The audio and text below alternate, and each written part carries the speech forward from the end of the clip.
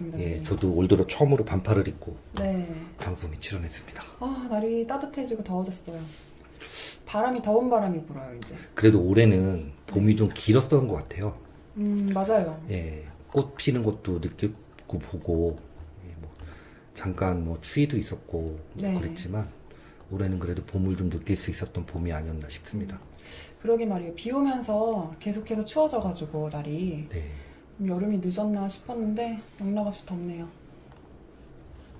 선생님은 여름 참 좋아하시죠? 네, 저는 여름 좋아합니다. 특히 그 5월에서 네. 장마철이 될 때까지 되게 좋아해요. 뭐 삼복도일 때도 좋지만 특히 이 무렵을 좋아합니다. 지금 제일 좋을 때네요. 네, 그렇죠. 이제 시청자분들이 오시고 계시는데요. 톰 크루즈님, 시라소니님, 수아신 선생님, 박민지님, 니은니은 디그님, 로버트 태권보이님, 천사의 미소 선생님, 강창섭님, 사이먼 킴님 어서오세요. 시라소니님, 리 SW 선생님 반갑습니다. 우리 이 SW 선생님이 이승욱 선생님이시잖아요. 네, 맞아요. 우리 방송 초기부터 진짜 꾸준하게 이한 방송을 지켜주시는 분이세요. 네. K세tem님께서 아령하세요 하셨는데요. 아마 오드는 안녕하세요 치신 것 같은데 아령하세요. 저 아령 열심히 하겠습니다. 어디요, 선생님? 네, 여기 아령하세요 있었는데. 여기 있다. K세세님, 예. 지구이한님, 심태훈 선생님, 장세나 선생님 어서오세요. 근데 사실 이한방송 시청자분들은 꾸준하신 것 같아요. 그쵸? 네, 그렇죠. 너무 다행이에요. 계속 계셔주셔가지고. 맞죠, 선생님? 네. 조금만 더 기다릴게요. 네. 늘 한결같이 선생님께서 방송 제목이 매력적이래요, 선생님. 오늘 제목 매력적이죠. 네. 종북 세력 몰락의 서막. 네. 김광석 선배님도 오셨습니다. 기대가 됩니다, 선생님. 예. 심태현 선생님도 오래 지켜주신 네, 분이시죠? 너무 감사합니다. 그 다음에 우리 또 지구이하는 제 동기생이에요. 지구이한이 무슨 뜻일까 했더니 지구 이대로는 안 된다예요. 맞죠, 선생님? 너무 좋은 닉네임인 것 같아요. 네, 세라별 선생님, 김성희 선생님 오셨습니다. 김상진 선생님께서 제목 때문에 들어왔어요 하셨어요. 네, YT 정님 그 스리랑카에서 2년 전부터 꾸준히 늘 한국. 네, 맞아요. 선생님께서 방송 이후에도 종종 시청자분들에 대해서 얘기해 주시면서 그 스리랑카에서도 계시다고 말씀해 주신 적이 여러 번 있었어요. 네. 그 스리랑카 하면 떠오르는 게 코끼리잖아요. 그 다음에 예전에 언제죠? 그 동남아를 그 휩쓴 쓰나미 사태가 있었을 때 스리랑카도 피해를 굉장히 많이 봤던 걸로 기억을 합니다. 선생님, 예. 이제 200분이 넘으셨는데요. 다시 네. 인사드리겠습니다. 안녕하세요. 대한민국 이대로는 안 된다. 이한방송 이한쌤입니다. 12일 일본 도쿄에서 미 국가정보국 국장인 에브릴 헤인스와 박지원 국가정보원장, 그리고 일본의 다키자와 히로아키 내각정보관이 만나 한미일 정보기관장 회담을 가졌습니다. 이를 두고 언론에서는 바이든 행정부 들어 첫 한미일 상호 정보 분야 공조 방안이 논의됐다고 평가했습니다. 이어 에브릴 헤인스 미 국가정보국장은 12일 어제 방한하여 내일까지 서훈 안보실장 그리고 국방정보본부장 등과 연쇄회동을 하며 대북, 대중국 압박 신호를 보낸다는 국내 보도가 있었습니다. 그리고 오늘은 판문점을 방문한 데 이어 내일 청와대로 문재인 씨를 예방한다고 합니다. 다음 주 문재인 씨의 미국 방문을 앞두고 벌어진 미 국가정보국 국장의 방한이 어떤 의미가 있는 것인지 장우석 선생님과 예측해 보도록 하겠습니다. 선생님 안녕하세요. 예, 안녕하십니까. 시청자 여러분 안녕하십니까.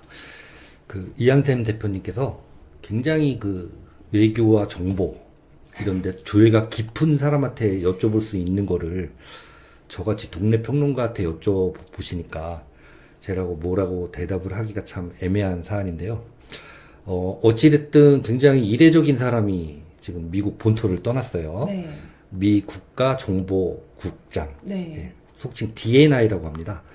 먼저 그 미국에 여러분들 이제 그 DNI를 이해하시려면 미국에는 그 보통 15개다 17개다 뭐 이렇게 얘기하시는 분들이 계시는데 제가 볼 때는 17개가 맞아요. 미국의 이제 정보기관, 17개 정보기관을 총괄하는 게 바로 이제 DNI예요. 네. 근데 이 DNI가 뭐 오래된 조직은 아니고요. 여러분들 기억하시겠지만 2001년도에 있었던 9.11 테러 사건, 끝난 과정에서 조사를 해보니까 미국 정보 당국에서 테러 첩보를 입수하고 이제 묵살하는 바람에 이런 일이 벌어졌다 그래서 교차 검증 및 최종 확인을 위해서 2004년도에 미 국가정보국을 신설해서 17개 정보기관이 DNI의 통제와 조율을 받도록 이제 조직된 조직이에요. 자, 이 먼저 도표를 한번 보시죠. 국가정보국이 어떤 조직인가. 지난번에도 한번. 예, 여러 차례 제가 보내드렸었는데요. 여기 도표상에는 이제 미국 대통령 바로 위에 ODNI라고 써 있는데요. 속칭 그냥 그 ODNI 그러면 오피스 오브 더 디렉터 오브 내셔널 인텔리전스 국가정보국이에요. 근데 보통 이제 오피스 오브 더를 빼고 그냥 DNI 이렇게 속칭을 하죠. 그다음에 여러분들 알고 계시는 것처럼 뭐 잘 아시는 CIA, FBI, 뭐 마약수사청, DEA 뭐 여러 가지 있어요. 그다음에 각 군의 정보기관, 그다음에 각 군의 정보기관을 또 총괄하는 DIA라든가 뭐 이런 이제 정보기관들이 있어요. 이런 정보기관들을 이제 총괄하는 데가 바로 DNI라고 할 수 있습니다. 네. 근데 이 DNI 국장이 굉장히 여러분들 그 이례적인 사람이 지명이 됐다고 이제 여러분들 이제 처음에 뉴스를 보셨을 거예요. 왜 그러냐면 국내에는 많이 알려져 있지 않은 사람이었어요. 근데 국내와 대한민국과 특히 북계와 굉장히 관련이 많은 사람입니다. 이 사람은. 네. 자, 먼저 그 얼굴을 한번 보실게요. 지금 사진에 나와 있는 사람이 미 DNI 국장인 에이브릴 헤인스입니다.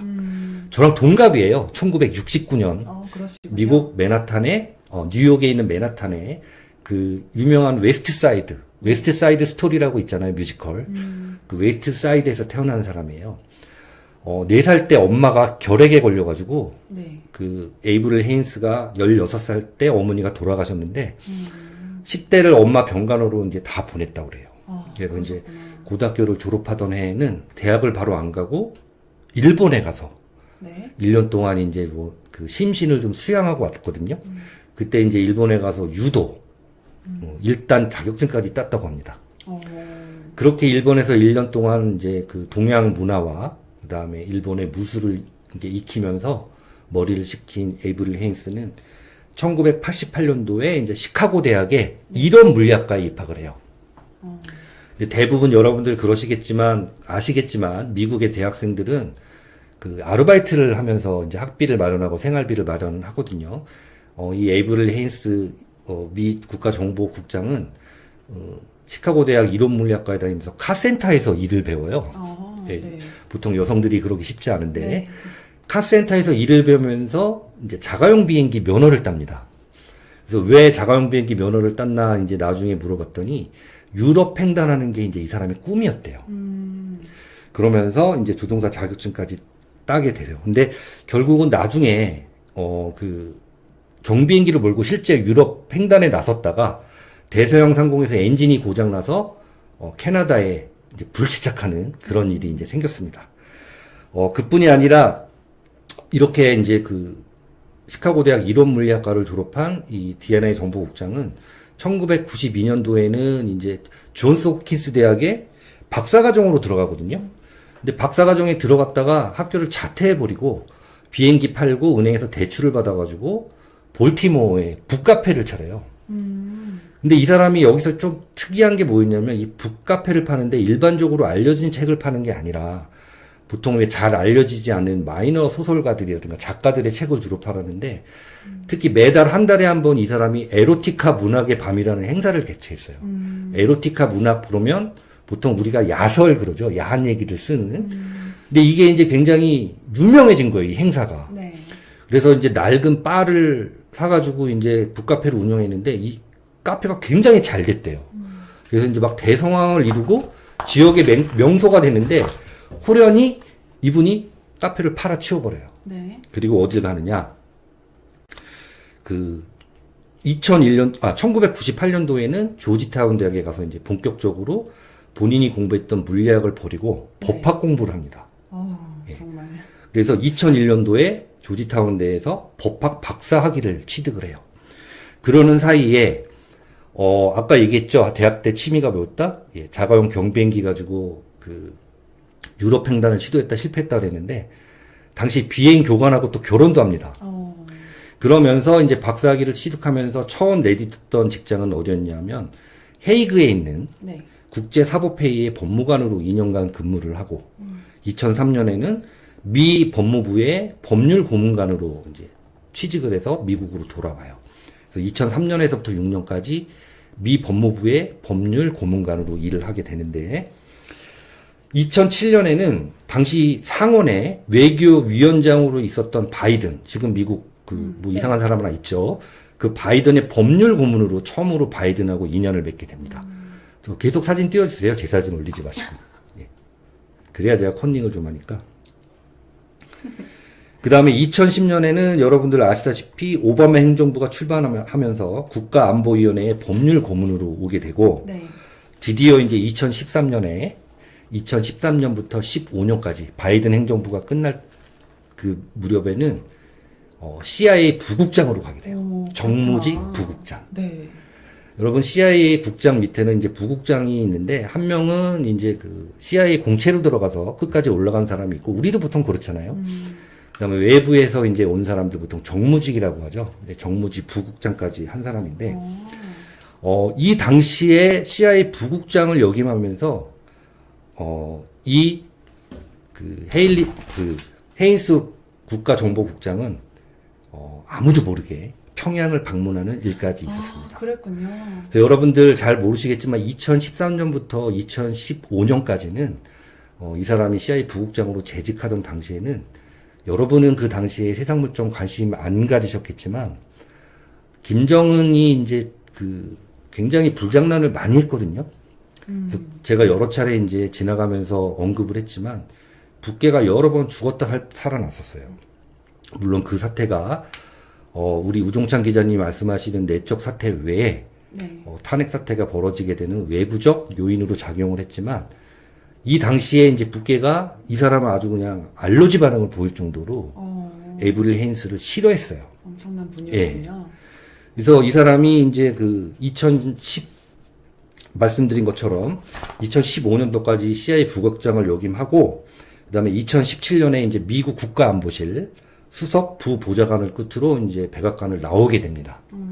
그래서 이번에 그 바이든 행정부가 출범할 때까지 어디에 근무하냐 하면 여러분 아시다시피 요 지금 보시는 사진이 미국 컬럼비아 대학 홈페이지에서 주워온 사진인데 컬럼비아 대학에서 뭐 교수도 하고 여러 가지 보직을 맡으면서 이제 학생들을 가르치기도 하고 그 다음에 미국 국무부 장관 지금 누구예요? 토니 블링컨이죠. 네. 대북 정책을 지난 방송 시간에 새로 발표했는데 결국은 트럼프 행정부하고 별반 차이 없는 CVID 약간 변형된 CVIA라는 걸 발표했죠. 네.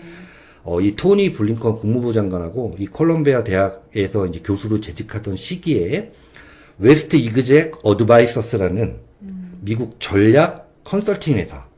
우리나라는 컨설팅 회사 그러면 어떻게 하면 회사가 대출을 잘 땡겨올까? 어떻게 하면 종업원을 많이 자를까? 어떻게 하면 국회의원에 당선시킬까 하는 그런 것만 있는데 미국은 역시 정책의 나라다 보니까 국가 전략 정책을 자문하는 이런 회사들이 굉장히 많아요. 어디에? 워싱턴에 가면 순환도로가 있다고 그랬죠? 네. 그걸 이제 워싱턴 벨트웨이라고 그러는데 그 주변에 이런 전략 컨설팅 회사, 전략 연구소들이 굉장히 많아서 미국의 공무원들은 이런 전략 연구소하고 컨설팅 회사들을 뭐라 그런다? 벨트웨이 밴딧. 다시 말해서 벨트웨이 주변에 있는 도둑놈들이라고 그래요. 예. 이런 에이브릴 헤인스 대사, 그 미 국가정보국장이 아까도 말씀드린 것처럼 바이든 행정부 들어서 전격적으로 미 국가정보국장의 국장에 발탁이 됐어요. 네. 다시 한번 말씀드리지만 미 DNI 국가정보국 국장은 매일 아침 미국 대통령이 집무실에 가자마자 제일 먼저 만나서 대면 보고를 받는 사람이에요. 얼마나 중요한 역할을 하는 사람인지 알겠죠? 자, 그런 대통령의 첫 일과에 대면 보고를 하는 국가정보국장이 자리를 비우고 일본에 오고 한국에 왔다.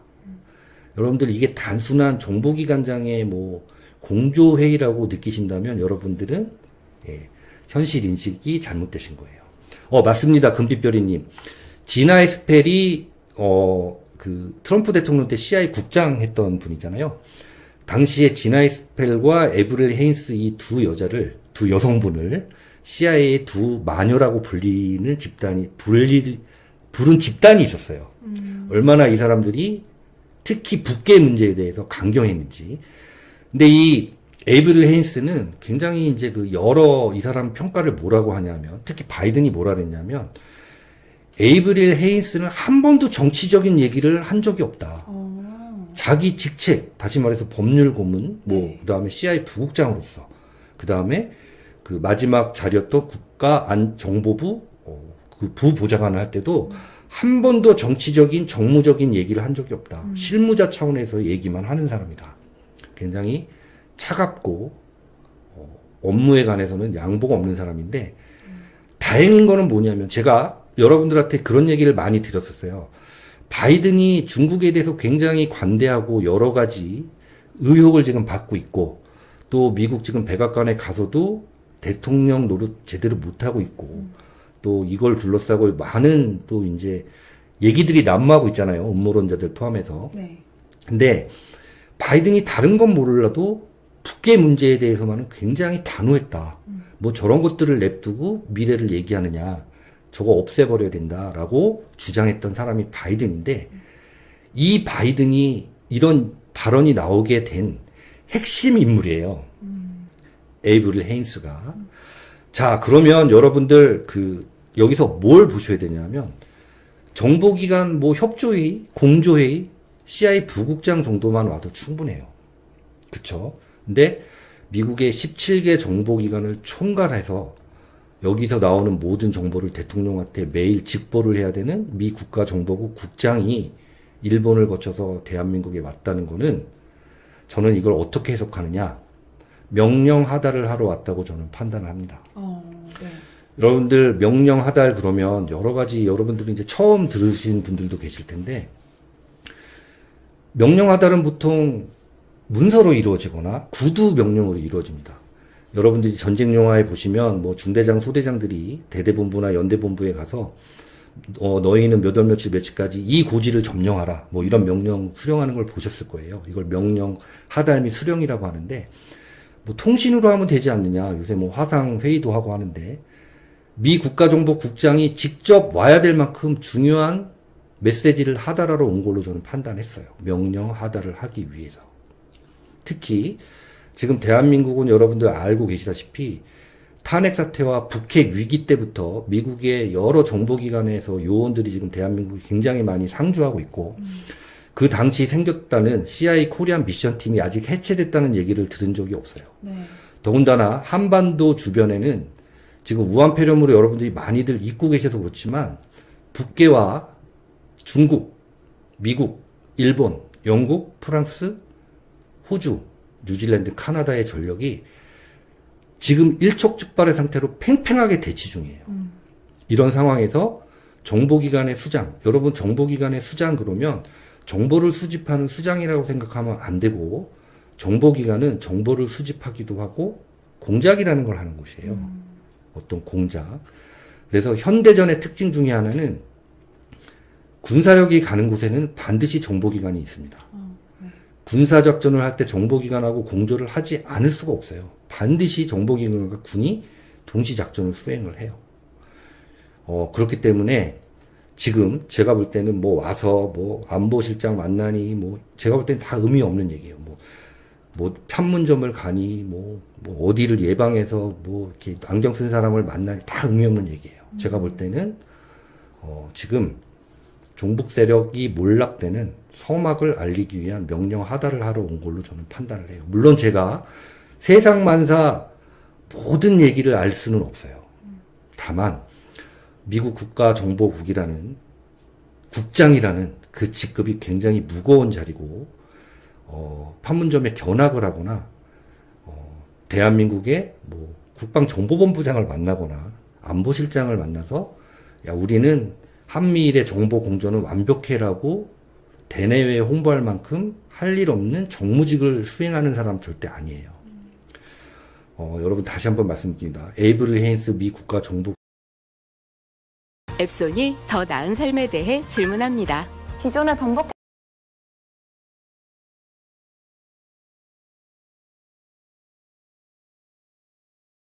국장은 매일 대통령에게 정보를 대면 보고를 해야 되는 그런 막대한 임무를 수행하고 있어서 저런 사람들은 보통 집무실을 떠나지 않는 게 관례인데 이례적으로 일본에 들렸다가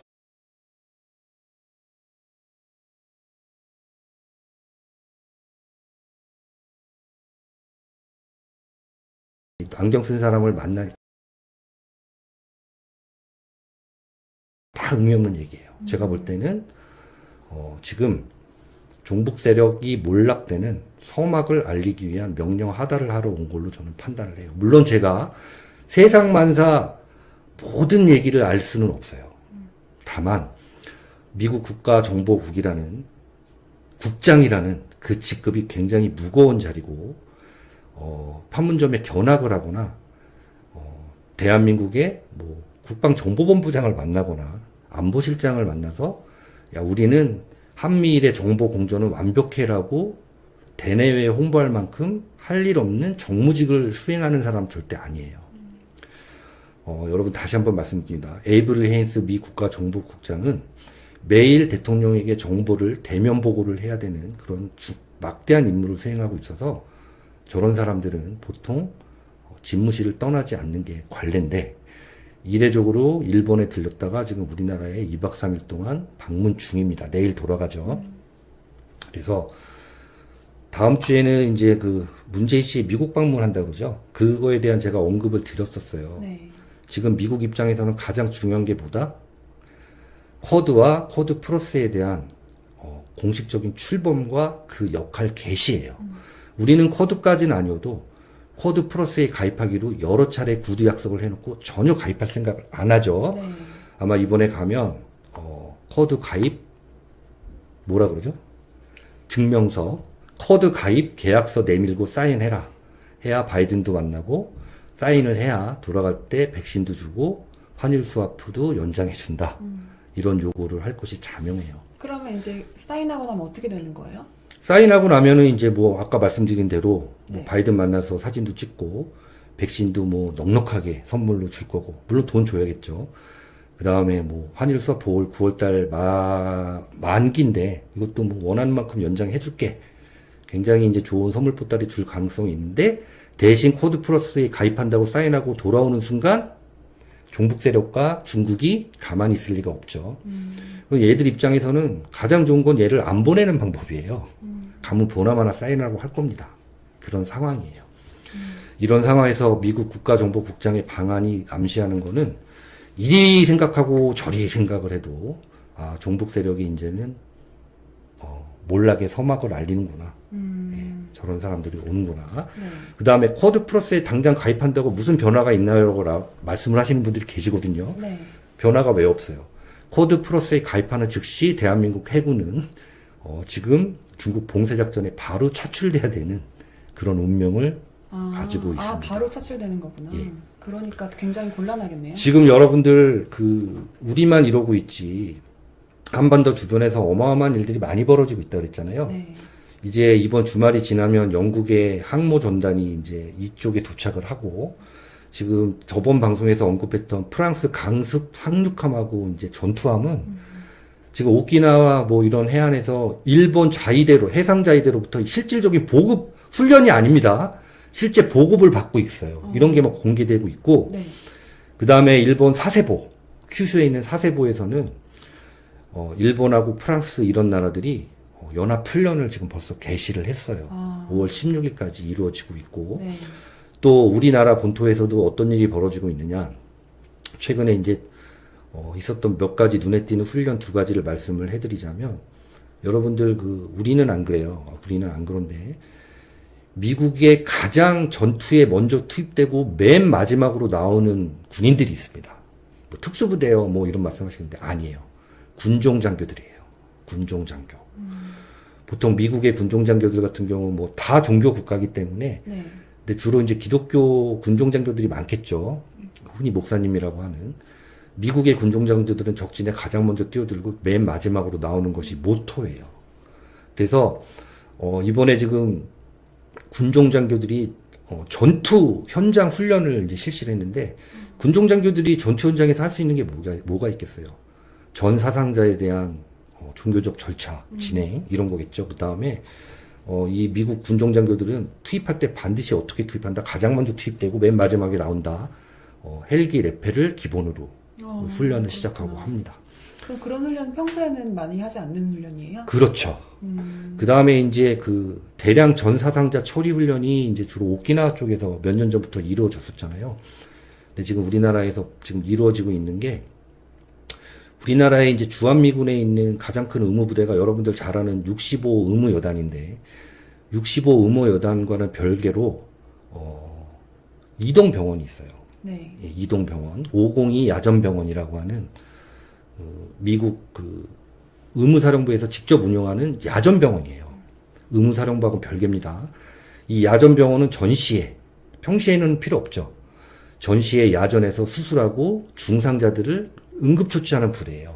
그래서 여기서 처치하다가 안 되면은, 뭐 우리 같은 경우는 이제 일본이나 이런 쪽으로 이제 더 긴급조치를 한 후에 후송을 보내겠죠.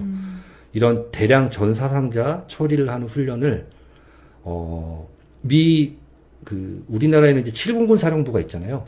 7공군 사령부 안에 공군에서 운영하는 또 50일 전투 의무 여단이라는 부대가 있어요. 여기 감독하에 미군 502 야전병원 전 대량 전사상자 훈련까지 하고 있었습니다. 이렇게 한반도를 둘러싼 동북아의 안보 시계는 급박하게 흘러가고, 또 지금까지는 많은 여러분들이 스트레스 받고 힘들어 하셨을 텐데, 제가 볼 때는 이제 종북 세력에 네. 막다른 골목길이 지금 다가왔다고 봐요. 요즘에 보니까 저기 서울 어디 사는 아저씨 막말하고 이제 뭐 지가 다 할 것처럼 얘기를 하던데, 자기가 볼 때는 많은 부분 이제 뭐 종북 세력이 원하는 세상을 만들었다고 생각을 하지만 그렇지 않아요. 예, 막다른 골목에 와 있다는 생각을 저는 저버릴 수가 없습니다. 그래서 오늘 방송 제목을 이한샘 대표님한테 얘기를 해서 종북 세력 몰락의 서막. 네, 과연 무시무시한 사람이 왔어요. 무슨 종북 세력의 몰락과 관련된 작전을 예. 지시하셨을까? 너무 궁금합니다. 뭐 모르죠. 또 다른 실제로 그랬다는 건 아니에요. 제가 볼 때 그럴 그러니까 거라는 예상이니까요. 얘기지. 네, 그럴 수 있겠죠. 예. 이 사진도 보여드릴게요. 네. 이 사진은 이제 오늘 국방정보본부, 네. 이제 우리나라 합동참모본부 안에 있어요. 우리 국방정보본부는 이제 미국 국방정보본부 DNI라고 하죠. 네. 우리도 국방정보본부가 있어서 이하에 이제 국군정보사령부와 대북 통신 도감청 부대인 777 부대를 두고 있는데, 저 부대를 예방을 했습니다. 날씨 더웠을 텐데 저 두꺼운 옷을 입고 있네요. 네. 저는 다른 건 안 보이고요. 저 차가 참 좋아 보이네요. 저런 차 한번 타보고 죽어야 되는데. 네. 선생님 이거는요? 예. 그 다음에 이제 많은 분들께서 궁금해 하시는 게 전 세계가 굉장히 불안하다. 네. 특히 지금 이스라엘에서 이제 이스라엘하고 하마스하고 거의 전쟁 직전 상황이 갔잖아요. 네. 이게 지금 막 미사일이 날라오고, 그 다음에 거기에 이제 아이언돔이라고 이제 미사일로 요격하고 난리인데, 우리도 이제 2030년 정도 되면 저 아이언돔을 도입할 예정이라고 그래요. 근데 이제 아이언돔 같은 경우 여러분들 이제 그 실제 이스라엘 그 상공 그 지역에서 촬영된 동영상을 몇 개 보여드리면서 설명을 좀 드리려고 합니다. 보여드려요? 예. 소리가 날지 모르겠어요. 하마스 애들이 이동식 로켓, 다시 말해서 이동식 미사일 발사기 같은 거를 이제 웨스트뱅크나 이쪽에서 네. 이제 이스라엘의 주요 지역으로 미사일을 날리면 요격 미사일이 날아가는 거예요. 근데 이제 저 그 아이언돔 미사일 같은 경우는 레이더가 150km를 감시를 하고 네. 70km 정도를 추적을 하면서 이 탄도의 예상 낙하 지점을 고려해서 이제 쏘는 건데, 발사기 3사기당 보통 20발 정도를 쏠 수가 있어요. 그럼 저게 우리나라에도 들어오면 웬만하면 요격하지 않겠느냐는 분이 계시는데, 저거는 사실은 우리나라에는 현재 북계가 하려는 짓에 비하면 좀 역부족입니다. 왜냐하면 북계 같은 경우는 사단이나 군단급의 다량의 포병 집중군을 운영을 하면서 네. 수백에서 수천 발을 수도권으로 날릴 것이 예상이 되거든요. 근데 저거는 막말로 이제 1대1로 쫓아가서 맞추는 건데 저렇게 뭐 10발, 20발씩 북기가 쏘지 않을 것 같아요. 그래서 우리는 사실은 저런 거, 없는 것보단 있는 게 낫지만 저런 걸 도입하는 것보다도 북계의 어떤 그 집중된 포병군이 약간의 이상 동향을 보이면 다량 타격할 수 있는 선제 타격 자산을 확보하는 게 더 급선무지 않나. 저는 개인적으로 그런 생각을 합니다. 참고적으로 하마스 애들이 저렇게 이스라엘의 주요 지역을 향해서 로켓 공격을 하는 그 준비하는 동영상도 준비했는데 한번 보시죠. 이거요. 예. 저렇게 뒷골목으로 민간용 트럭에다가 저렇게 이제 단거리 이제 미사일을 싣고 다니면서 쏘는 거거든요. 어떤 집에서 찍은 것 같은데. 예. 그 군용 트럭도 아니에요, 여러분들 보시다시피. 또 뒤에 보이는 차는 현대 베르나네요. 무서울 것 같아요. 네, 저런 걸 가지고 이스라엘의 주요 지역에 쏘는 거예요. 또 북계는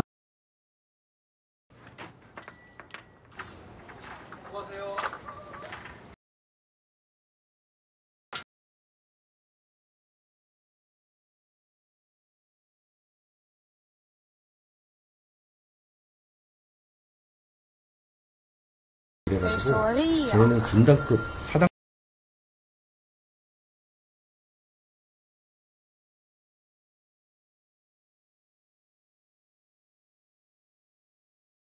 사단이나 군단급의 다량의 포병 집중군을 운영을 하면서 네. 수백에서 수천 발을 수도권으로 날릴 것이 예상이 되거든요. 근데 저거는 막말로 이제 1대1로 쫓아가서 맞추는 건데 저렇게 뭐 10발, 20발씩 북기가 쏘지 않을 것 같아요. 그래서 우리는 사실은 저런 거, 없는 것보단 있는 게 낫지만 저런 걸 도입하는 것보다도 북계의 어떤 그 집중된 포병군이 약간의 이상 동향을 보이면 다량 타격할 수 있는 선제 타격 자산을 확보하는 게 더 급선무지 않나.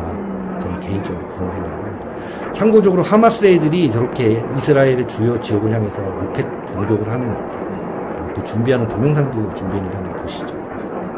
이거요. 예. 저렇게 뒷골목으로 민간용 트럭에다가 저렇게 이제 단거리 이제 미사일을 싣고 다니면서 쏘는 거거든요. 어떤 집에서 찍은 것 같은데. 예.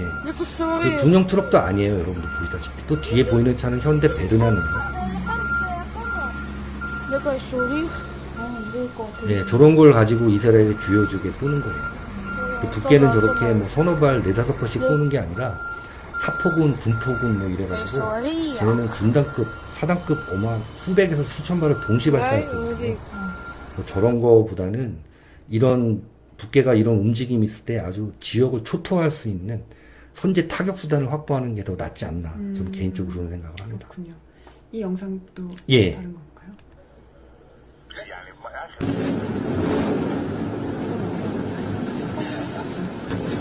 예, 이제 저것도 이제 그 이스라엘 주요 지역에 이제 적의 로켓 공격을 받아서.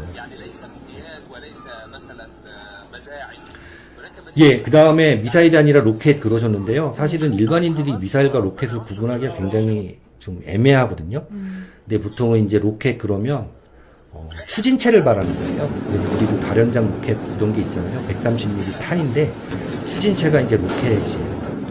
근데 이제 미사일 그러면 보통 탄두를 달고 있어서 장거리를 특정 고도를 이상 날아서 장거리를 날아가는 탄두 형태의 이제 발사체를 미사일이라고 하고, 저거는 이제 아까 보시는 거는 단거리 미사일이라고 볼 수도 있지만 로켓이에요. 예. 됐습니다. 예. 자, 그 다음에 여러분들 지난 방송이 굉장히 반응이 좋았던 것 같아요.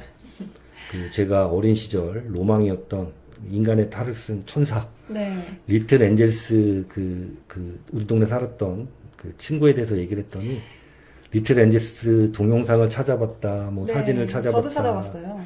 뭐 그러면서 하시는데 그 당시에 제가 궁금했다는 분이 네, 계시더라고요. 근데 맞아요. 제가 시청자분들. 어린 시절 사진을 다량 분실하는 좀 개인적으로 불행한 일이 있었는데 남아있는 사진 중에서 여러분들 궁금해 하시니까 살짝 보여드리도록 하겠습니다. 지금이랑 너무 똑같아요. 예, 저는 저랬습니다. 저를 위한 방송이 아니기 때문에 요거는 좀 내려주세요. 더럽게 안 씻었던 시절 같아요. 근데 이제 저 때나 지금이나 눈빛이 굉장히 표독스럽다. 뭐 그거는 변하지 눈썹이 않았던 것 너무 같아요. 똑같아요. 그 선녀를 만나셨나요 하셨는데 만날 수가 없죠. 누군지 몰라요. 이름도 기억 안 나고. 근데 리틀엔젤스 검색해보니까 예. 선생님이 그 묘사하신 의상 있잖아요. 그 지금까지 똑같이 입더라고요. 아마 빨간 베레모에 그렇겠죠. 이렇게 뭐 망토같이 하양 색깔 천사옷 같은 거에 파란색 치마, 원피스. 네. 그게 아직도 기억이 남아요. 네, 흰색 스타킹에. 네. 네. 자, 오늘 방송은 제가 드릴 말씀 다 드렸고 네. 여러분들이 생각하는 것보다 무시무시한 사람이 방한 중이다. 그 이름은 바로 에이브릴 헤인스 미 정보 국가정보국장이다. 저분은 예전에 CIA 부국장 재직 시절 북계가 CIA 두 마녀라고 불렸던 네. 지나 에스펠과 더불어 쌍벽을 이뤘던 사람으로서 대북 강경론자고 북계에 대한 제재, 레짐 체인지, 그 다음에 저딴 걸 내버려 두고 인류의 미래를 논할 수 없다라는 것을 꾸준히 주장해온 사람이에요. 정말 우리나라 국민들께서 주목하지 않으시는 분들이 정말 중요한 역할을 하시고 오시는 것 같아요. 가지고 오시는 것 같아요. 이제 우리가 뉴스에서 다룰 수 있는 얘기가 있고, 네. 그 다음에 이제 좀 전문적인 분야까지 가서 들을 수 있는 얘기들이 있잖아요. 근데 사실 이런 얘기들은 이렇게 저희 같은 구멍가게 같은 유튜브 방송에서 언급하는 게 과연 이제 맞는 일인가를 놓고 오늘 오후 내내 고민을 했는데 어찌됐든 여러분한테 알려드려야 될 것 같아서 알려드리는 거거든요. 근데 이제 저런 분들 같은 경우는 일반인들하고 달리 세상이 어떻게 돌아가는지 아는 사람이잖아요. 뭐 학교 졸업하자마자 CIA 입사해서 뭐 지금까지 있었던 사람이 아니라 중간에서 뭐 법대를 나와서 법학 박사도 받고 국제기구에 파견도 가보고 그 다음에 뭐 법률 고문 그 다음에 북카페 사장도 해보고 정말. 그 다음에 자기가 좋아하던 경비행기를 몰고 유럽 횡단에 나섰다가 엔진 고장으로 이제 카나다에 불시착한 경험, 죽을 뻔했던 적도 있는 사람이에요. 이런 사람이기 때문에 한마디 말해서 세상 물정을 좀 아는 사람이에요. 예, 그런 사람들 눈에 북계나 이 땅의 종북 세력들이 어떻게 보이겠습니까? 얘기 잘해서 한번 미국의 전략적 대북 목표인 CVIA를 달성해보자라고 설득하러 왔을까요? 제가 볼 때는 명령 하달을 하러 온 겁니다. 우리 대한민국 및 북계, 중국, 일본에서 활동하고 있는 예하 부대원들에게 앞으로 벌어질 일들을 기대를 조금 해보셔도 좋을 것 같아요. 그것들을 무식한 종북 세력들은 아는지 모르는지. 그럼 예. 오늘 방송은 여기까지 하도록 하겠습니다. 그렇게 하겠습니다. 네, 시청자 여러분 오늘도 시청해주셔서 정말 감사합니다. 오늘도 박창욱 선생님, 천사의 미소 선생님, 수호진 선생님, 김은경 선생님 정말 감사합니다. 감사합니다. 네. 예. 이한테 소정의 급료로 이렇게 반팔도 사입고 제가 사람처럼 살고 있습니다. 네. 시청자 여러분의 사랑과 관심이 아니면 불가능한 일인데요. 정말 감사합니다, 네, 여러분. 너무 감사합니다. 네, 예쁜 한음 해주시는 분들과 자발적 시청률 보내주시는 분들 그리고 멤버 여러분 다시 한번 감사드립니다. 감사합니다. 제가 사담을 한마디 하고 끝내도 될까요? 네. 제가 이한 방송을 하기 전까지 알고 지냈던 사람 등의 상당수는 굉장히 영혼이 천박한 사람들이었어요. 네. 근데 요즘에 이제 방송에 이 대표님 덕분에 이렇게 네. 출연을 하고 있고 그러면서 만나게 되는 많은 시청자분들은 참 영혼이 고귀하신 분들이다. 그런 생각들을 참 많이 하게 돼요. 그래서 이렇게 영혼이 고귀하신 분들 앞에서 이렇게 제가 얘기를 할 수 있게 해주시고 또 이런 영혼이 고귀하신 분들하고 만나게 되다 보니까 영혼이 천박한 사람들하고 만날 시간이 없어요, 제가. 그래서 우리 이한순 대표님, 그 다음에 제가 존경하는 영혼이 고귀한 여러 선생님들 계세요. 그 다음에 우리 영혼이 고귀한 우리 시청자 여러분. 시청자 여러분, 이 자리를 빌어서 제가 다시 한번 감사 인사를 드리는 시간이었습니다. 감사합니다. 감사합니다. 진유 선생님 예. 감사합니다. 정말 여러분 모두 감사드립니다. 선생님. 네. 감사합니다. 예, 고생하셨습니다. 하나 선생님 때문에 부작용이 있어요. 네? 선생님이 지난번에 뭐 드라마를 말씀해 주셨잖아요. 아, 홈랜드. 네. 오늘 예. 그 국가정보국 국장님이신 에브릴 헤인스 님의 사진을 보니까 자꾸 그 주인공이랑 같이 겹쳐가지고 그러면 안 되는데, 그쵸? 선생님? 예. 그런 분 아니시겠죠? 그런 분은 아닌 것 같고요. 네. 현장 요원에서 시작한 사람이잖아요. 거기 나오는. 그 다음에 이제 아까 이스라엘의 아이언돔 이렇게 이스라엘 이 정도로 지금 난리인 상황이다를 설명하다 보니까 무기 시스템만 언급하고 끝냈는데, 제가 늘 말씀드렸잖아요. 그 트럼프 대통령 재임 기간 중에 전 세계에 이제 돈 갖고 장난치는 악의 무리들이 가장 돈 갖고 장난치기 좋았던 게 어디다? 중동의 위기를 고조시켜서 여기저기 싸움시켜서 지네는 미리 선물 같은 거, 원유라든가 이런 거 돈 왕창 벌고, 그 다음에 보험료 이런 거 왕창 올려서 돈 벌고, 또 현장에는 미국이 자기 돈 들고 와서 자기 자국 병력들 죽여가면서 해결을 하고 빚만 잔뜩 지고 돌아가는 일들이 무한 반복됐었잖아요. 네. 근데 트럼프 대통령은 이들이 이런 짓을 못하게끔 거의 목을 밟고 있었는데, 지금 바이든 행정부 들어서 뭐 미국뿐만 아니라 전 세계가 다시 예전으로 돌아가는 듯한 이런 일들을 보이고 있는데, 워낙 보고 들은 것들이 이제 많아요. 지구에 계신 분들이. 그래서 저 나쁜 세력들이 어떻게 돈을 벌며 트럼프 행정부는 이걸 어떻게 저지하려고 했는지도 너무나 많은 사람들이 보셨고, 또 바이든 행정부는 이러한 사람들의 지지하에 지금 대통령이 되긴 했지만 뭐 하나 지금 제대로 하고 있는 게 없잖아요. 그러다 보니까 북계 문제를 퇴로 전략으로 삼을 가능성이 굉장히 높다. 이런 얘기를 제가 주구장창 드렸고, 또 이러한 압박 상황이 이제 이런 선거로 인해서 풀려서 다른 정권이 들어서면 그동안 억눌렸던 전 세계 지역의 분쟁이 재발해서 지금 여러분들 전쟁이 나면 세계대전이 날 수밖에 없어요. 굉장히 불안하잖아요. 지금 동북아도 불안하고, 이스라엘, 이란, 불안하지 않은 데가 없어요.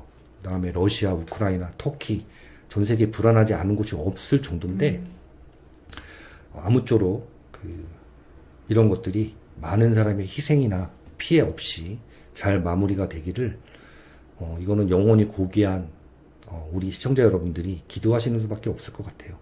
예, 제가 종교를 언급하는 건 아니라 자신들이 간절하게 마음속으로 바라면 이루어집니다. 예전에 박근혜 대통령도 그런 얘기를 하셨죠. 예. 네. 성팡님, 탐캠님 감사합니다. 선생님께서 언젠가 우리나라의 절망적인 사건이었던 탄핵 사건 전날부터 무슨 일이 있었을 것이라고 예상하신다고 말씀해 주신 적이 있었는데, 그날부터 지금까지 과연 국민들이 모르는 어떤 일들이 있었는지 궁금해지는 밤인 것 같습니다.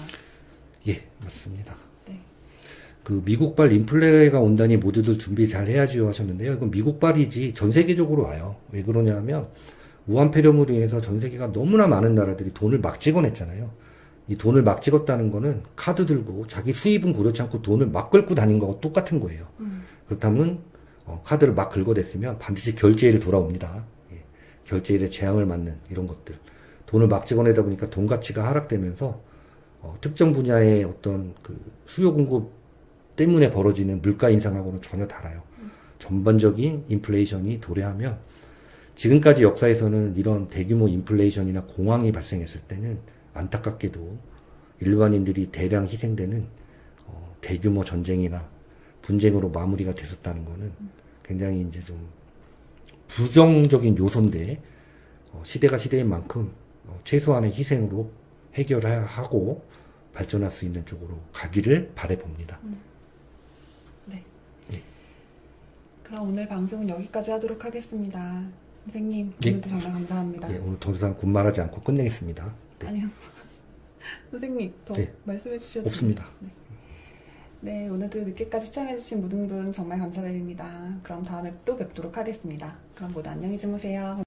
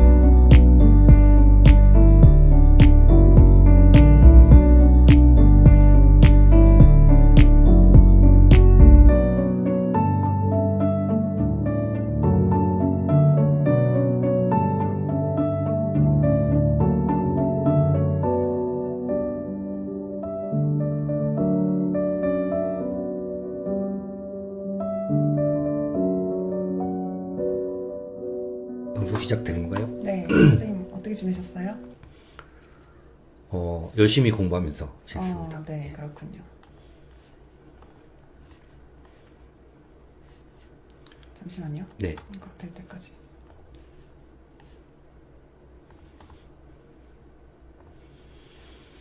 된 것 같은데?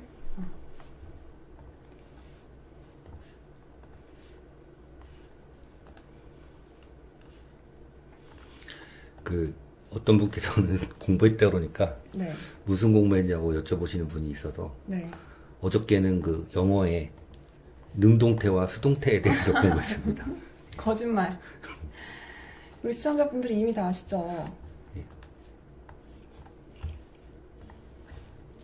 선생님은 늘 공부하시니까요. 제가 원래 제일 싫어하는 게 공부거든요. 네. 네. 뜻하지 않게 방송 출연을 하다 보니까 어쩔 수 여러분들에게 없이요? 말씀드려야 될 걸 공부하지 않을 수가 없게 되는 처참한 상황에 놓여 있습니다. 덕분에 정말 많이 배웁니다, 선생님. 예. 솔로몬이 오랜만에. 저번에 참 댓글 한번 남겼어요. 네. 이제 오시고 계시는데요. 조금만 더 기다릴게요. 양주땡님, 박민지님, 톰크루즈님, 가거루님, 니은니은 디그님, 흥매님, 솔로몬님, 맑은고기님, 관찰자님, 밤비님, 전대우님, 최도우님, 스칼렛유님, K세세님 어서오세요. 에버그린님, 수호천사님, AQ님, 우주여행님, 까꿍맘스님, 모모님 모두 착해져라 닦아라님. 지난번하고 뭐죠? 저게 아이디인가요? 닉네임? 닉네임 바꾸신 것 같네요. 누군지 아시는 분이세요? 모르겠어요. 근데 사진은 그대로신 것 같은데. 네. 예. 그런가 보다. 고순이 선생님, 수아진 선생님 모두 어서 오세요. 알람이 안 가나 봐요. 그쵸? 좀 천천히 오시는 것 같아요. 네. 지난 방송 이후로 예. 뭔가 분위기가 달라진 것 같아요. 어떤 분위기가요? 그 기사들이랑 뉴스 이런 게 좀 우리 방송이랑 비슷하게 가는 것 같아서 좀 놀랐어요. 이제 보통 미국에서 네. 새로운 행정부가 출범하면은 이제 보통 이제 우방국을 방문하기도 하고 또 동맹국 정상들을 초청해서 이제 새 정부의 출범을 알리는 상견례 차원에서의 정상회담들이 보통 이제 이루어져 왔잖아요. 네. 근데 지금 미국 바이든 행정부는 그런 거 할 상황이 아니에요. 여러분들 보셔서 아시겠지만 얼마 전에 일본 스가 총리 방한 때도 뭔가 다급하게 이렇게 진행되는 걸 보셨을 거고, 또 지금 문재인 씨 같은 경우도 지금 한가하게 불러갖고 백신 얘기하는 그런 상황이 아닌데 불렀다는 거는 분명하게 메시지가 다 코드예요. 근데 우리 언론이라든가 이런 데서는 국민들이 그냥 해해하니까 네. 이례적인 방문으로 얼렁뚱땅 버무리려다가 버무린 거예요, 사실은. 그러다가 이제 할 수 없이 코드 얘기를 이제 꺼내던데, 코드 아니면 지금 문재인 씨를 부를 이유가 전혀 없습니다. 그러게 말이에요. 그 이후로 코드 얘기가 도배가 됐더라고요. 네. 선생님, 예. 얘기 좀 많이 오셨는데요. 다시 네. 인사드리겠습니다. 안녕하세요. 대한민국 이대로는 안 된다. 이한방송 이한쌤입니다. 내일은 문재인 씨의 방미를 위한 출국일이라고 합니다. 저희 이한방송에서는 이번 문재인 씨의 방미를 미 바이든 행정부가 출범을 마친 후 연례적으로 여는 회담이 아닌 쿼드와 쿼드 플러스에 가입을 시키기 위한 미국 안보기관의 고육지책이라는 것을 설명드려 왔습니다. 내일 문재인 씨의 방미가 앞으로 한반도에 어떤 상황을 불러올 것인지 장우석 선생님과 말씀 나눠보도록 하겠습니다. 선생님, 안녕하세요. 예, 안녕하십니까. 오늘 방송 제목은 종북 세력 몰락의 서막 2편으로 정한 이유가 네. 지금 새로운 제목을 선정할 상황도 아니고, 그 다음에 상황 자체가 이제는 여러분들이 생각하는 방향이 아닌 곳에서 종북 세력이 몰락하게 되는 이런 상황을 맞이했다는 걸 강조드리기 위해서 지난 방송 시간 제목처럼 종북 세력 몰락의 서막 2로 정했습니다. 네. 자, 내일 문재 씨가 방미를 위한 출국을 한다고 네. 하는데 출국하기를 저는 간절히 바래요. 왜 그러냐면 그 한미 동맹을 복원하려는 많은 분들의 염원이 있잖아요. 복원을 위한 첫걸음이 바로 이 사람이 뭐 가서 어찌됐던 코드 플러스라든지 코드 플러스에 관련된 여러 가지 어떤 거에 서명을 하는 순간 한미 동맹의 복원의 첫걸음이 시작이 되는 겁니다. 네. 그러면 반대쪽에 있는 사람, 다시 말해서 중국이라든가 북계 입장에서는 어떨까요? 큰일이 났죠. 아직. 예, 가서 사인했다면 큰일 나요. 네. 그래서 사실은 내일 비행기 타고 이륙해야, 이제 가나보다, 라고 이제 얘기를 하는 거예요. 그래서 그 어느 때보다도 이 사람이 어찌됐던, 현재 뭐 어떻게 얻었던 간에 대한민국 국세를 가지고 있는 사람이기 때문에 무사히 미국에 가서, 코드 플러스든 코드에 관련된 것에 서명을 하기를 간절히 바랍니다. 자, 그러면 일단 거기 서명을 하고 오면 우리는 이제 한미동맹 복원을 위한 첫걸음을 떼는 거라고 말씀을 드렸는데, 그와 동시에 오늘 한반도를 둘러싼 어떤 안보 현안이 펼쳐지고 있는지 먼저 몇 가지를 설명을 드리고 지나갈게요. 네. 자, 미국 시간으로, 한국 시간으로는 내일인데 미국 시간으로 5월 18일 날 다음번 연합사령관으로 부임하실 폴 라카메라 네. 태평양 사령부 육군 사령관의 이제 의회 인사청문회가 열려요. 근데 이분이 이제 청문회가 있기 전 서면에서 이제 그 답변서를 뭐라고 냈냐 하면, 김정은이는 자신이 불리해지면 언제든지 핵무기를 사용할 수 있다. 이런 이제 얘기를 펼쳤어요. 또 다시 말해서 이분에 대한 얘기는 이제 나중에 취임을 하면 좀 더 할 거지만, 양력이라든가 이런 설명, 새로 부임하는 연합사령관이 어떤 시각을, 북계에 대한 어떤 시각을 가지고 있는지 이 서면으로 봤을 때 굉장히 명확하게 알 수가 있었죠. 두 번째는 뭐냐 하면, 한반도 의사시, 한미 연합전력의 핵심 전력으로 북계하고 맞서 싸우게 될 인디안 마크를 쓰는 미 보병 2사단이 있습니다. 네. 2사단장님이 오늘 신임 사령관이 2사단장님이 부임을 하셨어요. 네. 데이비드 A. 레스페런스 소장입니다. 아무쪼록 어려운 시기에 부임을 했는데, 한미 동맹의 핵심 부대이니만큼, 이 어려운 시기에, 헌신적인 복무를 해주시기를 간절히 바라겠습니다. 자, 그래서 제가 지난 방송 시간에 농담처럼 뭐라 그랬냐면, 종북 세력이나 중국 입장에서는 문재인이 어떻게 해서든 뭐 병이 나든 어떻게 해서든 미국에 안 가서 코드 플러스에 관련된 서명을 안 해야 되는데, 네. 반대에 또 미국 입장에서는 얘가 어떻게 해서든지 미국에 무사히 도착해서 서명을 해야 되는데, 이런 양측의 의견이 팽팽하게 아마 지금 맞서고 있을 거예요. 그러다가 오늘 제가 이상한 항적 하나를 발견했습니다. 서울 시내를 뱅뱅 도는 항공기 항적을 발견했는데, 제가 오랜만에 항적을 보여드리네요, 여러분들한테. 네. 오늘 오후, 그러니까 저녁 시간이죠. 6시 17분 서울 주변 항적인데, 여러분 저기 노란색과 연두색으로 표시된 게 이제 지금 지나가는 그 빨간색 비행기의 항적이에요. 네. 제가 볼 때는 이제 헬기 내지는 정찰기인데 구체적인 기종이 없었어요.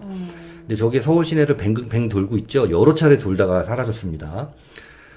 다시 말씀드려서 일반적으로 헬기가 특정한 목적지를 향해서 날아가지 저렇게 서울 시내를 이렇게 원으로 뱅뱅 도는 항적은 저 처음 봐요. 훈련 같은 건 아닐까요? 훈련을 저렇게 하진 않을 것 같습니다. 네. 예를 들어서 뭐 언론사의 헬기라든가 뭐 경비행기가 촬영을 위한다면 뭐 서울 시내를 횡단하거나 이러는데, 저거는 여러분들 보시다시피 서울 중심부를 중심으로 원점으로 뱅뱅 돌고 있는 그런 항적이죠. 그 다음에 또 같은 시간, 요거요? 예, 요거 보여주십시오. 여러분들 제가 이한방송에서 여러 차례 강조드렸던 RC-12X 가드레일이라는 네. 도감청 전문 정찰기인데, 처음 발견된 거는 6시경에 울산에서 발견이 됐어요. 왼쪽 좌측 사진이요? 예, 빨간색이죠, 비행기가. 네.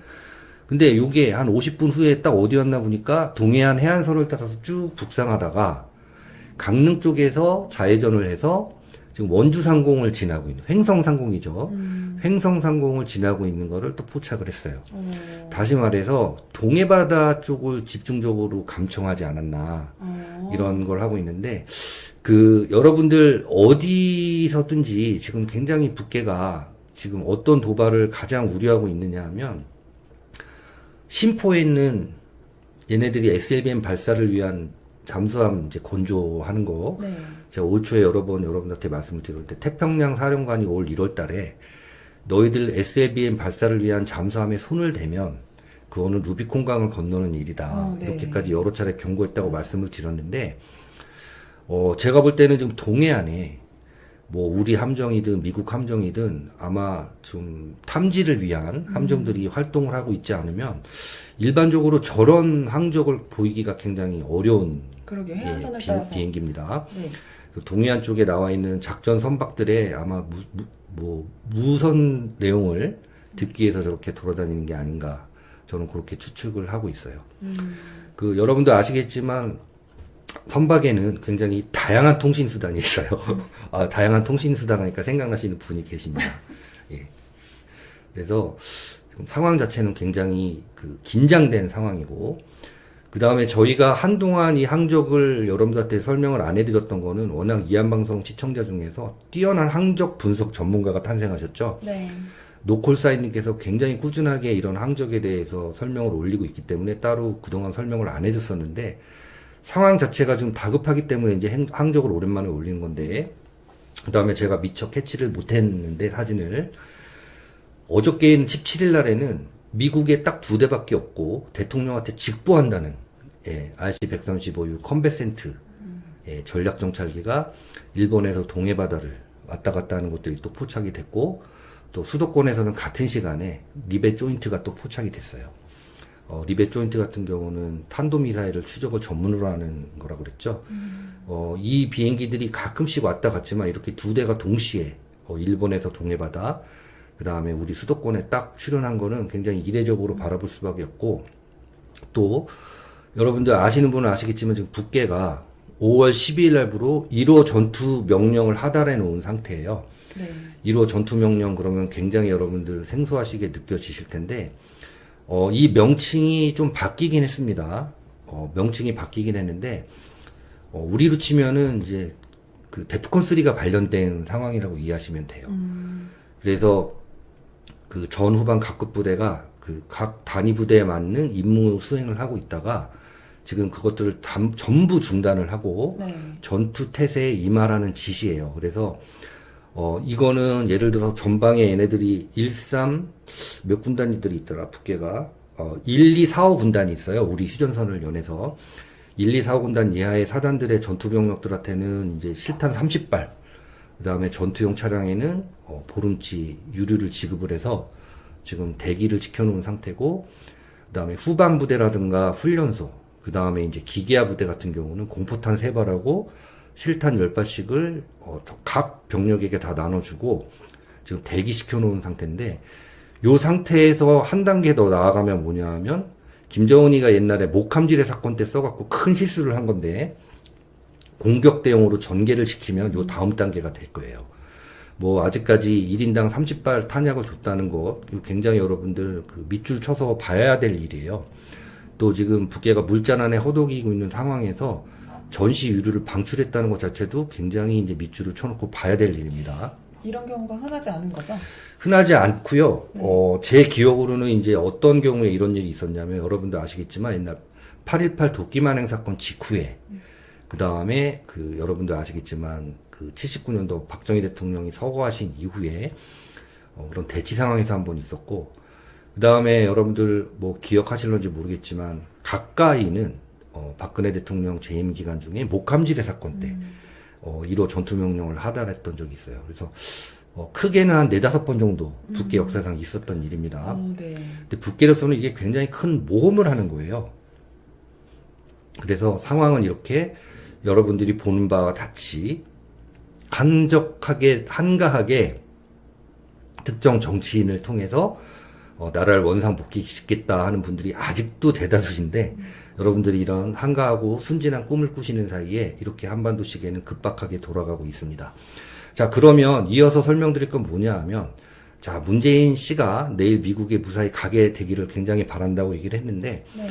어쨌든 가가지고 얘기를 무슨 이런저런 얘기를 하겠죠. 뭐 웰링턴 국립묘지도 간다 그러는데, 월남전 때 미국이 철수한다 그랬을 때 뭐 짜릿한 그런 걸 느꼈다는 사람이 거긴 왜 가는지 모르겠습니다만은 어쨌든 거기 갔다가 그 다음에 이제 얻어올 선물에 대해서만 집중적으로 홍보를 했죠. 네. 예, 백신 스와프라는 말이 지금 나왔어요. 여러분들 저게 얼마나 웃긴 얘기냐면 미국 정부한테 뭐 파이자나 모더나 회사가 공짜로 백신 주는 거 아니잖아요.